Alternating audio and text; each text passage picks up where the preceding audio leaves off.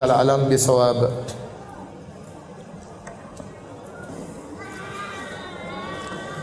Ustaz, saya pernah dengar salah satu tanda orang yang dimaafkan dosa-dosanya adalah dilembutkan hatinya.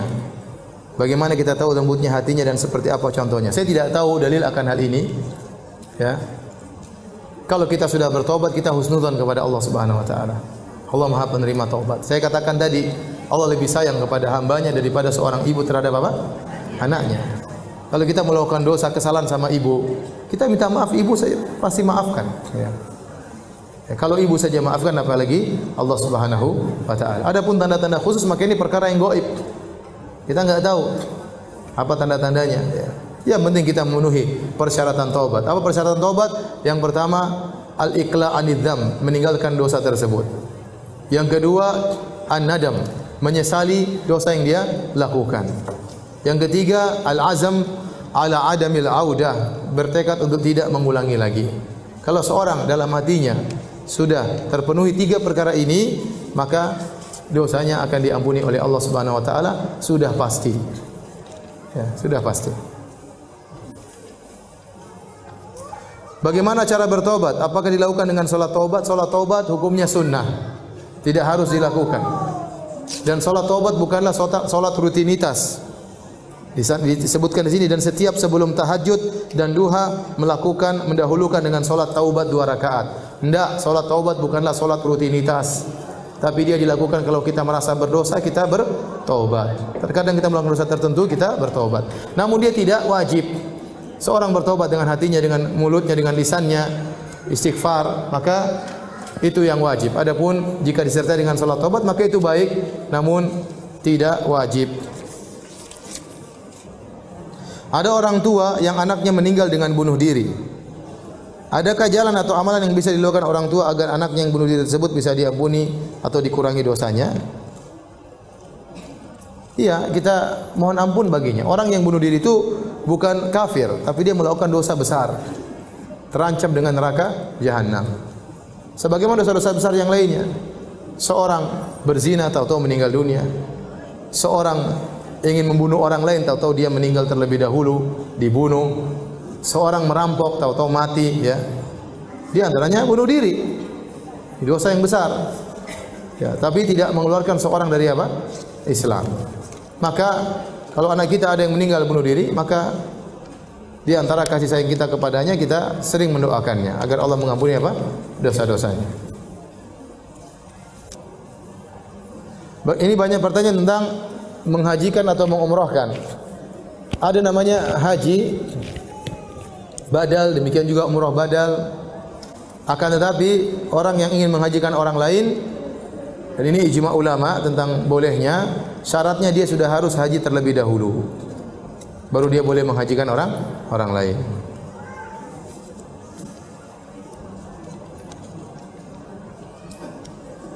Doa agar Allah merahmati dan mengampuni dosa kita. Ya, banyak kita istighfar, astagfirullah, astagfirullah, astagfirullah, atubu ilaih, astagfirullah, atubu ilaih, rabbi ghfirli wa tub alayya.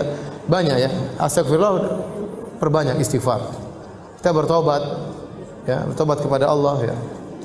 Sering kita dalam di jalan astagfirullah, astagfirullah, astagfirullah, astagfirullah, atubu ilaih, ya. Allahumma ghfirli, astaghfirullah alladzi la ilaha illa huwal hayyul qayyum wa atubu ilaih. Saya juga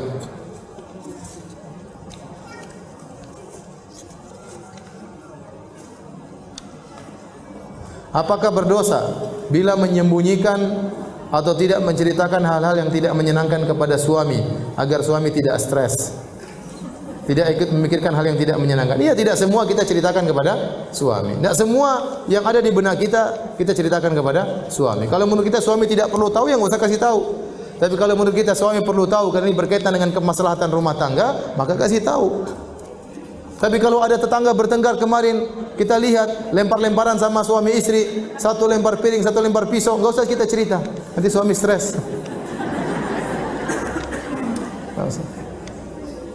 Ada perempuan datang ke rumah, nangis-nangis macam-macam, kemudian ini suaminya ini. Kalau kita tahu suami pulang kerja capek, enggak usah kita ceritakan. Suami tambah pusing.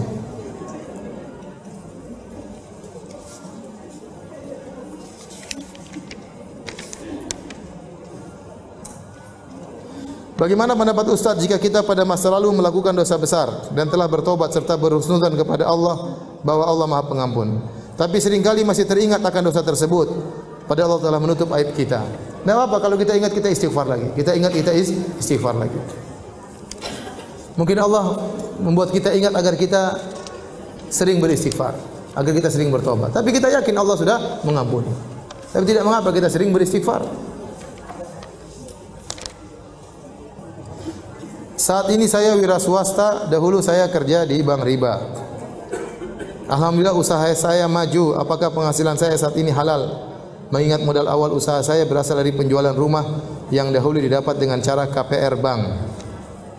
Mudah-mudahan tidak mengapa, ya.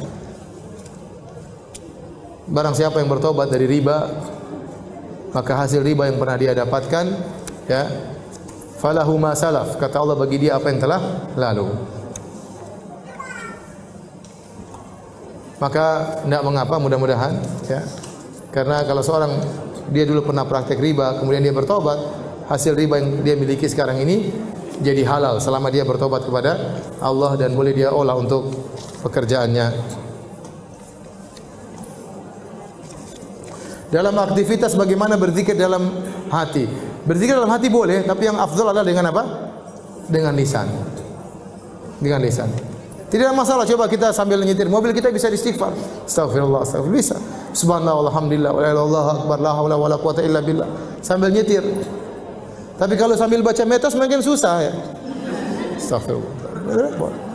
Ya, kalau sambil nyetir, sambil goreng tempe, ya, sambil mijit suami, astagfirullah, astagfirullah, bisa. Karena tidak butuh konsentrasi. Kalau sambil baca kan susah. Bagaimana istighfar kita sambil baca berita? Tidak bisa. Ustaz, kita sudah bertobat dan sudah meninggalkan dan tidak mau kembali lagi ke masa lalu. Tapi jejak-jejak yang berhubungan dengan dosa-dosa lalu masih tidak bisa dihindari.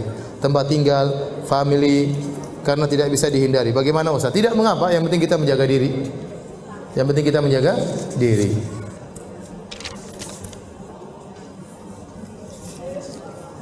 Apa hukumnya kalau punya usaha rental sound system?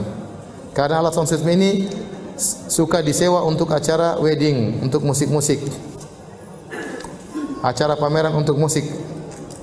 Ya, kata Allah Subhanahu wa taala, wa ta'awanu 'alal birri wat taqwa wa la ta'awunu 'alal itsmi wal 'udwan. Tolong menolong kalian dalam kebaikan dan jangan tolong menolong kalian dalam dosa dan permusuhan. Kalau kita tahu ini alat musik digunakan untuk cara joget-joget, untuk dangdutan, ya, maka tidak boleh kita pinjamkan. Jangankan bayar, gratisan pun tidak boleh. Saya tanya, banyak orang yang mengatakan bahwasanya musik itu halal, joget itu halal. Tapi kalau lihat orang joget, kemudian meninggal lagi joget, apa perkataan dia? Su'ul khatimah, subhanallah. Katanya halal.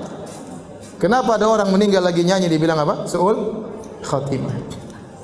Kenapa ada orang meninggal lagi joget dibilang apa? Su'ul khatimah. Berarti fitrah dia tahu itu enggak baik.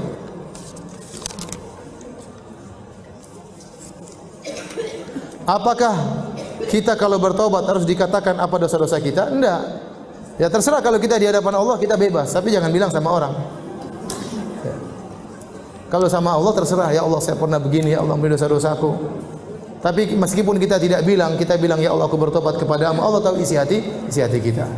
Tapi kalau kita ungkapkan enggak ada masalah. Tapi jangan didengar sama orang, karena namanya dosa itu harus kita tutup, itu aib kita. Jangan kita share, jangan kita bongkar.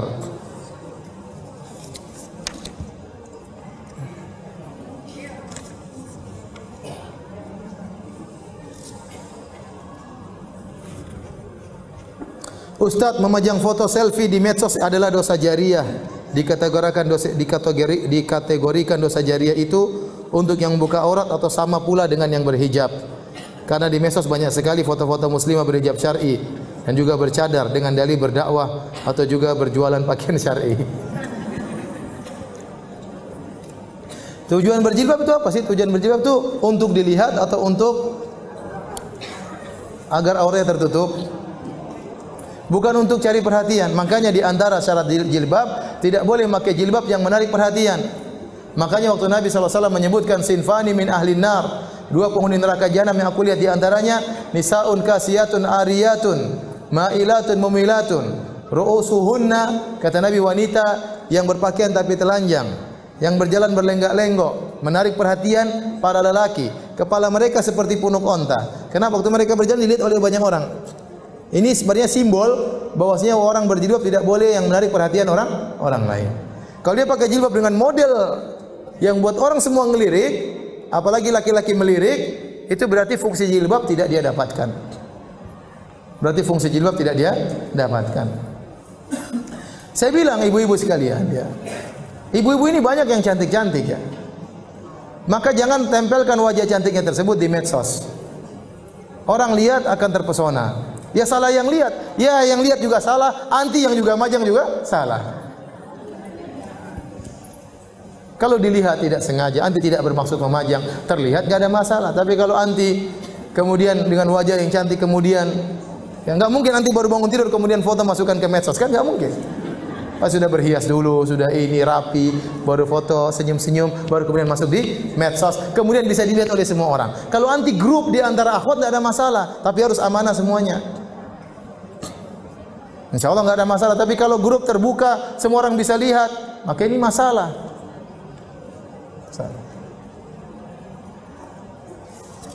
Bukankah pusat kecantikan di wajah, ya atau tidak? Di wajah pusat kecantikan. Yang bisa menggoda orang di antaranya wajah, kecantikan wajah. Lihat dengkul ya, mungkin tergoda tapi kurang. Lihat jempol mungkin tergoda tapi kurang. Tapi kalau lihat wajah itu yang sangat menggoda.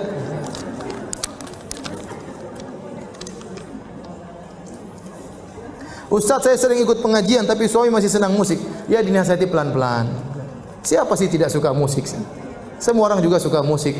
Tapi kita harus lawan, ini tidak boleh, ini enggak benar, dilarang oleh Allah Subhanahu wa taala. Sampaikan kepada suami, "Mas, kita mau cari kebahagiaan bukan dengan musik."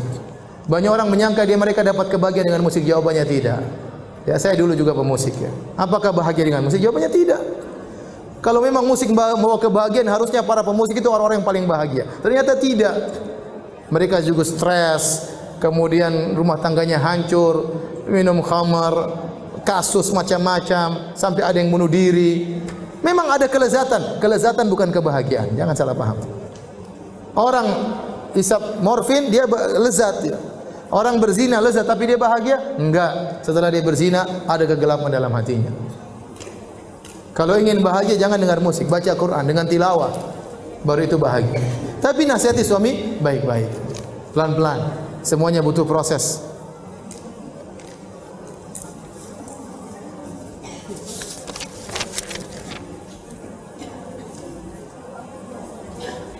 Rabbi ghfirli wa li walidayya warhamhuma kama rabbayani shaghira. Diulang berkali-kali untuk orang tua sudah meninggal. Enggak juga sih, tapi kita berdoa. Tatkala kita akhir berdoa Rabbi ghfirli wa li walidayya. Tatkala kita tasyahud akhir, tatkala kita sujud, kita boleh berdoa Rabbi ghfirli wa li walidayya warhamhuma kama rabbayani shaghira. Tatkala kita sujud kita baca subhanarabbil a'la wa bihamdi subhanarabbil a'la wa bihamdi subhanarabbil a'la wa bihamdi. Kemudian boleh kita baca doa bebas. Di antaranya Rabbi ghfirli wa li walidayya kama rabbayani shaghira. Demikian tasyahud. Setelah kita bertasyahud, kita boleh berdoa dengan doa bebas. Tapi jangan jadikan zikir Rabbi ghfirli wa li walidayya kama rabbayani. Rabbi ghfirli enggak. Kita dalam posisi berdoa.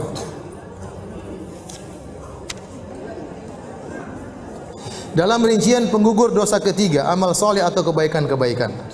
Apabila memiliki tetangga yang memelihara kucing dan akhirnya banyak kucing-kucing lain yang berkumpul, termasuk yang tidak dipelihara, dan kotorannya dibiarkan di sembarang tempat, namun pemilik kucing termasuk orang yang rajin melakukan ibadah sunnah dan wajib.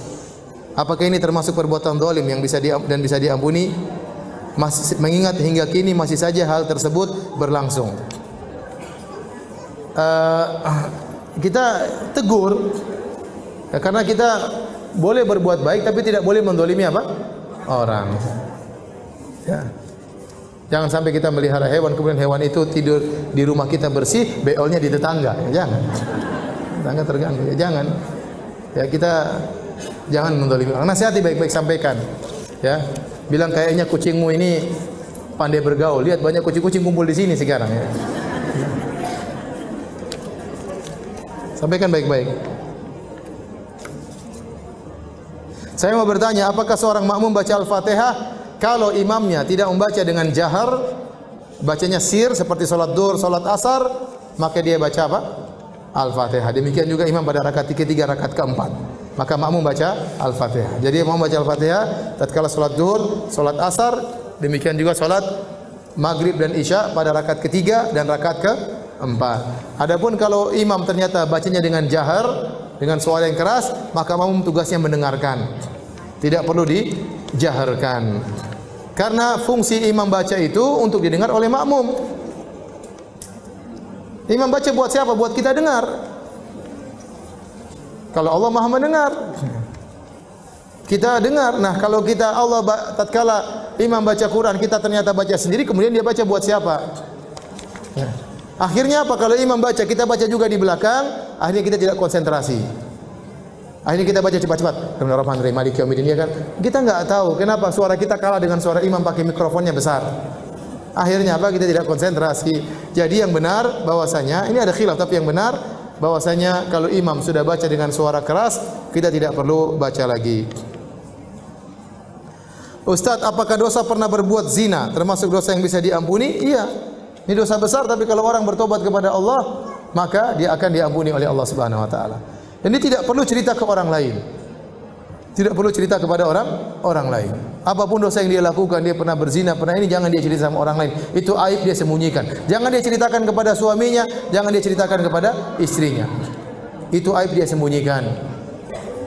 Ada orang datang kepada seorang ustaz, ustaznya cerita sama saya. Dia bilang, "Ustaz, saya mau cerita dosa, Ustaz." Kata ustaz itu, "Jangan kau cerita, enggak boleh." "Ustaz, saya enggak tenang, saya harus cerita sama antum." "Jangan kau cerita." "Enggak Ustaz, saya harus cerita." "Ya udah cerita, apa dosamu?" "Saya berzina." "Ya sudah, kamu jangan cerita lagi." "Ustaz, saya mau cerita dulu, saya berzina sama siapa." "Jangan cerita." "Saya harus cerita Ustaz." "Enggak, kamu udah harus cerita. Allah Maha Pengampun." "Enggak, saya enggak serak Ustaz, saya harus cerita." Ustaznya akhirnya bilang, "Udah, cerita." Kata dia, "Ustaz, saya cerita sama saya zina sama si fulana." Ustaznya ngamuk, "Sama si fulana? Kurang ajar kamu ya. Allah ampuni tapi saya tidak." Jadi kalau punya dosa, tidak usah cerita-cerita. Mungkin dulu pernah gini, pernah apa, kayak pernah berzina, pernah morfin, pernah apa, udah sembunyikan aja, nggak usah cerita sama orang lain.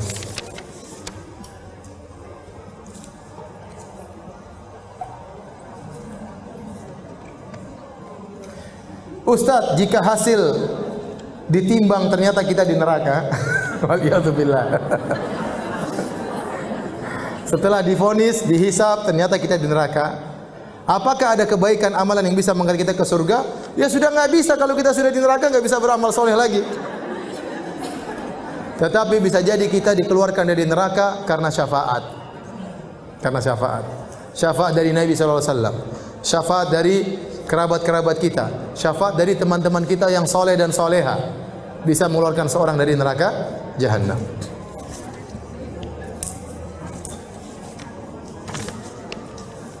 Dan syafaat dari Allah Subhanahu wa taala.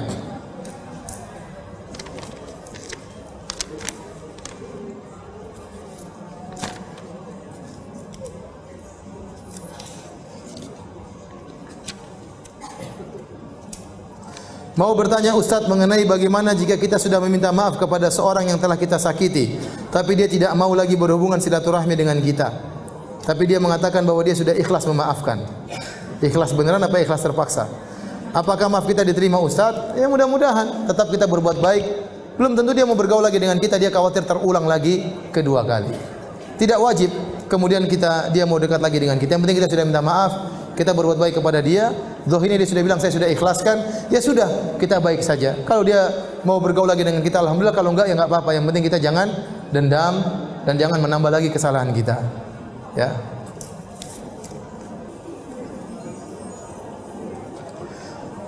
Tapi demikian saja ya.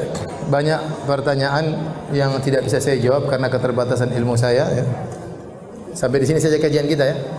Ya, demikian saja, semoga ibu-ibu semua menjadi ibu-ibu yang solehah ya, dimasukkan ke surga bersama suami dan anak-anak ya. sebagaimana Allah kumpulkan kita di masjid yang mulia ini. Semoga Allah kumpulkan kita di surganya kelak. Amin ya rabbal alamin. Subhanakallah bihamdik asyhadu an la ilaha illa anta astaghfiruka wa atubu ilaik. Assalamualaikum warahmatullahi wabarakatuh.